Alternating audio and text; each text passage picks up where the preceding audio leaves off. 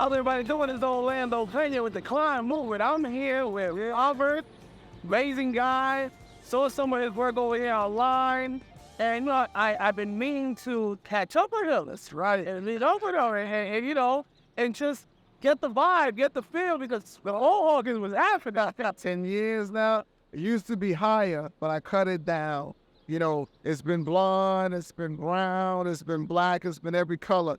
Now I'm about to do it in blonde and green, so look out, Joe. I'm hooking up. And not everyone can get away with that. So, you know, tell the viewers something about yourself. Like, you know, what's happening with you? What do you days look like? Well, you know, You're a singer. yeah. Things you do. Well, you know, my name is Robert, but I go by the name of Rob Rise on Believe. Look on that online, y'all. Google it, it'll come out.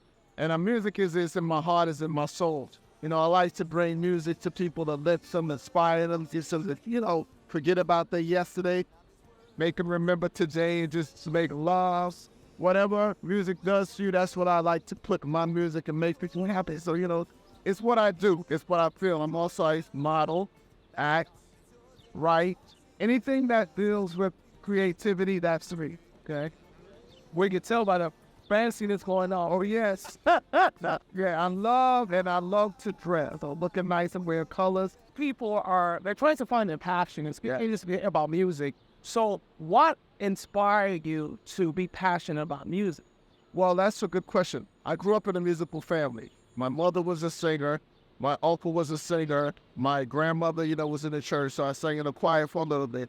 But my uncle was from a doo-wop group back in the days called the Adelroids. And they had a hit record called Bermuda Shorts. And, you know, I learned a lot of singing through him. Like I said, my mother, she used to perform and sing all over the place. And it was just in my passion. It's just something that I feel, you know. And like I say, I've been singing since I was very young. I studied at the High School of Music and Art, Brooklyn Conservatory of Music. And to get out there and to just make people happy and to feel what you do when you're singing, when you're on stage, is the greatest passion for me. It's like a high. It's a high without drugs, because I'm seeing everybody enjoy, and when I see you smile, I know I'm doing my job. Boy, I like that. I like that. You remind me, I once had this young man say to me that when he goes out and plays the trumpet, if he's stressed out, this brings him joy. So does singing do that to you? Like, yes, got things on your mind. Oh, yes, it brings me a lot. Also, it brings me joy, and also it can make you a little sad, too, because you're singing, say like a song you hear or a song that I've sung, it may bring you to a situation that wasn't too joyous, but the majority of the time, music brings me complete joy. Nothing but joy. Like I said, when the day is got tough, I go in the room, close my door, play my music, and I go, right, and you're gone. That's it. What are like three of your best individuals that you love to listen to? Oh, Band individuals. I have so many. More than three. More than three. So many. Let's see. Where can I start? Queen. Queen is one of my greatest rock players. Yeah, good. I like Whitney. I like Luther. I like Maroon 5. I'm gonna go on and on. I can go on and on and on about so many artists that I like and love but what I really like is artists who sing. Not artists. That Pro Tools. Thank you. No, when I see you perform, I'm gonna get what I got on the record.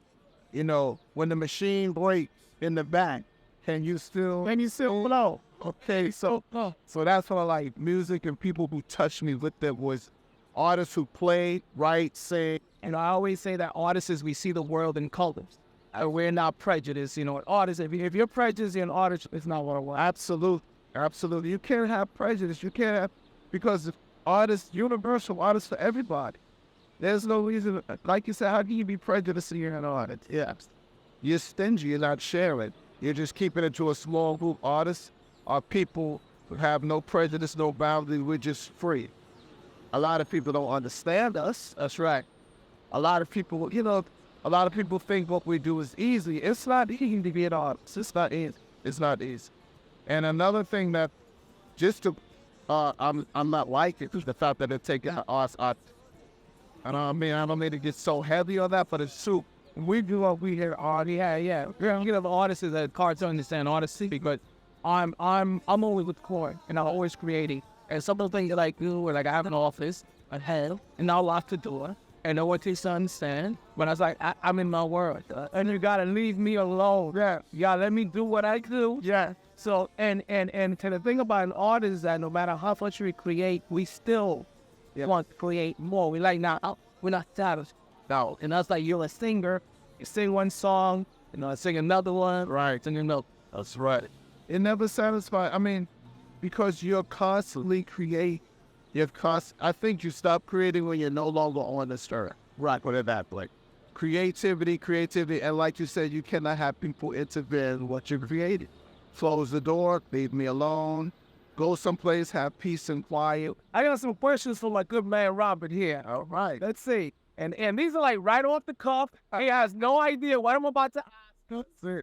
No, I don't. This is real. This is real. All right. 6 questions. Yes, sir. Okay, so we're going to call this 6 questions. 6 questions. What is your best childhood memory? My best childhood memory was with my mom. One day, she acted like she was taking me to school. She got me dressed, woke me up. I said, okay, come on, let's go to school. We got on a train. I'm realizing we passed our stop. And I'm like, okay, well, where are we going? So we kept going. And what happened was she took me on a trip. I played hooky that day. We went to the Museum of Natural History, had fun, just had a good time. And it was one of my favorite childhood memories because that was a day that was just, that's etched in my heart because my mom passed away a year and a half ago. So that's a memory that always brings me joy. And a lot of people don't know what hooky means. Explain to them what hooky means. But they don't. That's old school. They're like, what's hooky? That means skip a day of school. Wow, I forgot. Because the viewers, they're like, I don't know what that means. Okay, that's Wales. So that means skip school. Skip school. Okay, cool. What do you feel most proud of? What do I feel most proud of? Let's see. One of my greatest accomplishments, I'll say this. It has to do in high school. When I became senior president of my high school, that was the most proudest time because to walk across the stage and to get my diploma, and everybody was so proud of me, and then they mentioned that I was the senior president of my high school. That was one of the proudest days to me because I had a little rough time in high school, but to turn around and to graduate senior president is one of the proudest days for me and my parents. Wow, that's amazing. It's like me talking loud. If you could only keep 5 things, what would they be and why? Look you. Only 5 things. What would they be and why? Oh man, that looks close.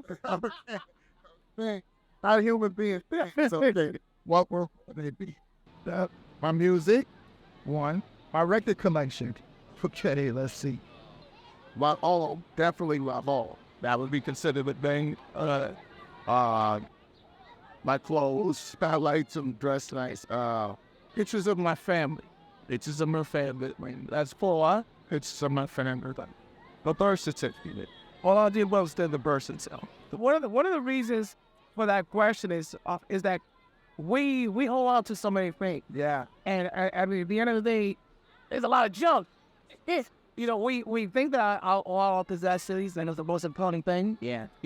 And I once saw this film with this guy that he's a multi-millionaire, and he had a lot of homes, had a lot of cars, and he went to travel the world to find himself. And when he came back, he got rid of everything. Wow. He kept 1 car and 1 house. Wow. And he came to a realization that we're just that like to hold on to stuff that's not necessary because we think we need it. Ain't the fifth stuff. Right. Something, to ponder on, Right, you're right. Okay? What do you admire most in your life? I'm a very God. Yes. Spirituality? Spirituality. Yeah, and spirituality. Because it keeps me wild. Okay, good one. What is your strongest personal quality? Love.